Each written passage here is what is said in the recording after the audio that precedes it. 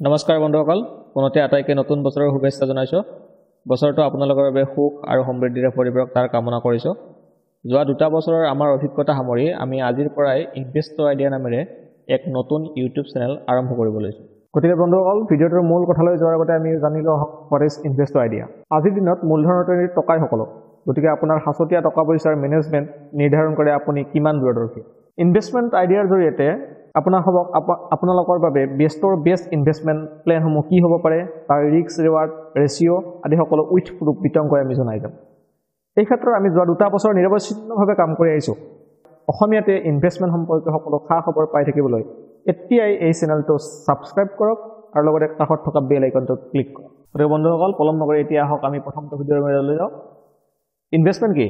Investment বা বিনিয়োগে আপোনাৰ হাছতীয়া ধন বা সম্পত্তি ভৱিষ্যতৰ এটা সময়ত লাভজনক ৰিটাৰ্ণৰ বাবে ব্যৱহাৰ কৰাটোকে আমি বুজিব পাৰোঁ। একদম চিম্পুল ভাষাত আপুনি সৰু সৰু ইনভেষ্টমেণ্ট এটা দিনত এটা ডাঙৰ সপোনসমূহ পূৰাবৰ কাৰণে ৰিটাৰ্ণ পাব পাৰে, যিটো নেকি প্ৰপাৰ ইনভেষ্টমেণ্ট নোহোৱাকৈ আপুনি সপোনটো ভাবিব নোৱাৰে।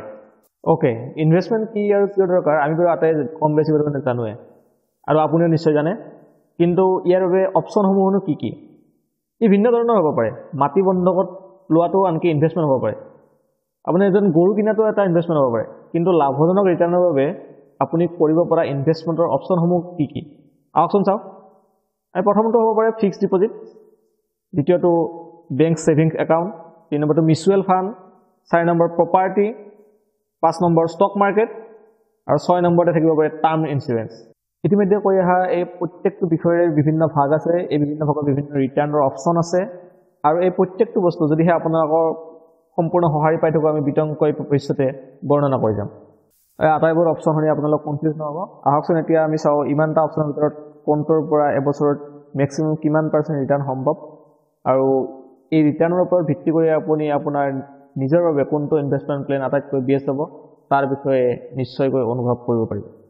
প্ৰথমতে আহিছোঁ ফিক্সড ডিপজিটলৈ। ফিক্সড ডিপজিটত সাধাৰণতে সময় অনুসৰি ইণ্টাৰেষ্টৰ ৰেটসমূহ ভিন্ন ভিন্ন হয়। তথাপিতো আপুনি যদি এটা এভাৰেজ ধৰোঁ, তথাপিতো আমি গম পাম যে এভাৰেজ ৰেট 6.5-ৰ পৰা 7-ৰ ভিতৰত থাকে। আৰু দেখিলে গম পাব যে আটাইতকৈ যিটো বেংকৰ ইণ্টাৰেষ্ট ৰেট আটাইতকৈ বেছি এইটো হৈছে RBL বেংক, যিটোৱে 6.75-ৰ পৰা 7.20% 1 বছৰত আপোনাক ৰেট অফ ইণ্টাৰেষ্ট দিব। ইনভেষ্টমেণ্টৰ দ্বিতীয় অপশ্যনটো আমি কৈছিলোঁ যে ছেভিংছ বেংক একাউণ্ট।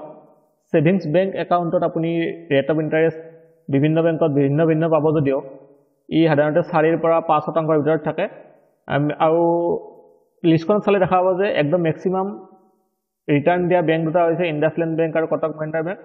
ই 5.5%-ৰ পৰা 6%-ৰ ভিতৰত আপোনাক ৰিটাৰ্ণ দিব পাৰে। মিউচুৱেল ফাণ্ড নামটো এতিয়া আৰু অসমৰ ৰাইজৰ বাবে পুৰণি হৈ থকা নাই। আমি টিভিত ফটোতে এডভাৰটাইজ দেখি থাকোঁ মিউচুৱেল ফাণ্ডৰ। মিউচুৱেল ফাণ্ড আপোনাৰ ইনভেষ্টমেণ্টৰ বাবে এটা বেষ্ট অপশ্যন হ'ব পাৰে। মিউচুৱেল ফাণ্ডৰ সম্পূৰ্ণ ৰেট অফ ইণ্টাৰেষ্টটো ষ্টক মাৰ্কেটৰ ওপৰত বা ভাৰতীয় অৰ্থনীতিৰ ওপৰত নিৰ্ভৰ কৰে। সাধাৰণতে মিউচুৱেল ফাণ্ডৰ ৰিটাৰ্ণ 11%-ৰ পৰা আৰম্ভ কৰি 25, 35, 50%লৈকে হ'ব পাৰে। বিভিন্ন কোম্পানীৰ বিভিন্ন ধৰণৰ মিউচুৱেল ফাণ্ডৰ স্কিম আছে। প্ৰত্যেকটো স্কিমত ৰেট অফ ইণ্টাৰেষ্টসমূহ বা ৰিস্ক ৰিৱাৰ্ড ৰেচিঅ'সমূহ বেলেগ হয়। ইঞ্চুৰেঞ্চ, আপোনালোকে চাগে প্ৰত্যেকেই LIC এজেণ্ট বা বেলেগ এজেণ্টৰ হাতত কিবা নহয় কিবা ইঞ্চুৰেঞ্চ প্লেন লৈছে। কিন্তু আমি ইঞ্চুৰেঞ্চ পলিচিসমূহ বা ইঞ্চুৰেঞ্চ আইডিয়াসমূহৰ ৰিটাৰ্ণৰ বিষয়ে জানিবলৈ যাওঁ, তেতিয়াহ'লে আপোনালোকে ভাবি আচৰিত হ'ব যে টাৰ্ম ইঞ্চুৰেঞ্চ এটাৰ ৰিটাৰ্ণ আমাৰ বেংকৰ ছেভিংছ বেংক একাউণ্টৰ ৰিটাৰ্ণ যিমান তাৰ সমকক্ষ, অৰ্থাৎ FDতকৈও আমি কম পাৰ্চেণ্টৰ ৰিটাৰ্ণ এটা পাওঁ।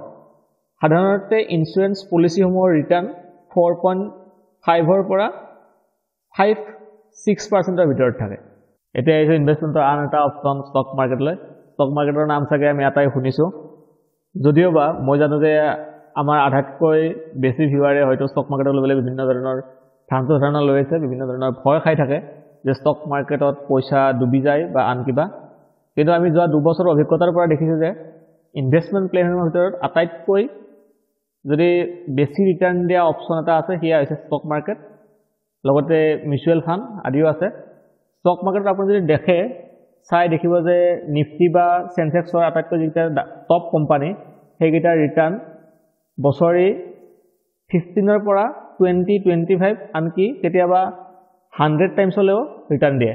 গতিকে ষ্টক মাৰ্কেট আপোনাৰ বয়স অনুযায়ী ইনভেষ্টমেণ্টৰ কাৰণে one of the best option হ'ব পাৰে ওকে এতিয়া অপশ্যনসমূহৰ বিষয়ে বাৰু আমি জানিলোঁ কিন্তু আপুনি কোনটো অপশ্যনত ইনভেষ্ট কৰিব সেয়া ফটোখনত দেখুৱাৰ দৰে 7টা ষ্টেপৰ দ্বাৰা আপুনি নিৰ্ধাৰণ কৰি ল'ব পাৰে আমি ষ্টেপ কেইটা কৈ দিছোঁ find when and how you are saving set your goals risk taking analysis 4 নম্বৰতে আছে create saving portfolio learn about investment option asset allocation and build your portfolio এই আটাইকেইটা বিষয়ত আমি পিছত বিতংক ভিডিঅ' লৈ আহিম আৰু আপুনি সেইটো ভিডিঅ' চালে এই বিষয়ে বিতংক জানিব পাৰিব আমি ইতিমধ্যে আলোচনা কৰি অহা প্ৰত্যেকটো ইনভেষ্টমেণ্ট অপশ্যন প্ৰত্যেকটো বয়সৰ কাৰণে উপযুক্ত নহ'ব পাৰে ভিন্ন বয়স অনুযায়ী ইনভেষ্টমেণ্ট অপশ্যনসমূহ ভিন্ন ভিন্ন হয় কিন্তু তথাপিতো প্ৰত্যেকটো বয়সৰ বাবে পৰিধানযোগ্য উক্তি এটা হৈছে don't put all your eggs in one basket অৰ্থাৎ এটা অপশ্যনতে আপুনি আপোনাৰ আটাইখিনি সাঁচতীয়া ধন ইনভেষ্ট কৰিব নালাগে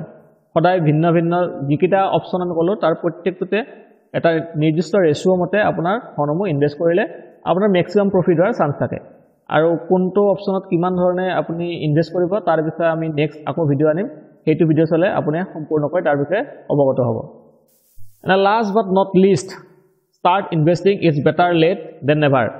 আপুনি আমাৰ অসমীয়া ভাষাত এটা কথা আছে যে এলেহুৱাৰ হাতবাৰ অৰ্থাৎ আপুনি যদি এলাহ কৰি হাতবাৰলৈ ৰখি থাকে তেতিয়াহ'লে আপোনাৰ কোনোদিনে একো কৰা সম্ভৱ নহ'ব গতিকে দেৰি হৈছে বা মোৰ বয়স হৈছে বা মোৰ কৰিব এতিয়ালৈ কৰা নাই আৰু নকৰোঁ তেনেকৈ নাথাকি লেট নকৰাকৈ আজিৰ পৰাই ষ্টাৰ্ট কৰক অলপ অলপকৈ এডাল সৰু গছপুলি যেনেকৈ সৰুৰ পৰা ডাঙৰ হয় আজি আপুনি কৰা সৰু ইনভেষ্টমেণ্ট এটা সময়ত গৈ পেলাই আপোনাক ইমান এটা ডাঙৰ ৱেলথ ক্ৰিয়েট কৰি দিব যে আপুনি সেয়া হয়তো আপুনি আজি সপোনতো ভাবিব নোৱাৰে গতিকে লেট নকৰিব আজিৰ পৰা ইনভেষ্টিঙৰ বিষয়ে জানক ইনভেষ্টিঙৰ বিষয়ে পঢ়ক আৰু আপোনাৰ সাঁচতীয়া পইচা এটা বাকচৰ কোণাত পেলাই নথৈ ছেভিংছ বেংক একাউণ্টত পেলাই নথৈ আপুনি ইনভেষ্টিঙৰ বিষয়ে জানি ইনভেষ্টিং কৰিবলৈ আৰম্ভ কৰক আৰু ইনভেষ্টিং সম্পৰ্কীয় সম্পূৰ্ণ জ্ঞান আমাৰ চেনেলযোগে আমি নিয়মীয়াকৈ দি যাবলৈ চেষ্টা কৰিম গতিকে চেনেলটো ছাবস্ক্ৰাইব কৰি চেনেলটোৰ নিয়মীয়াকৈ চাই থাকিব আৰু ইনভেষ্টিং সম্পৰ্কীয়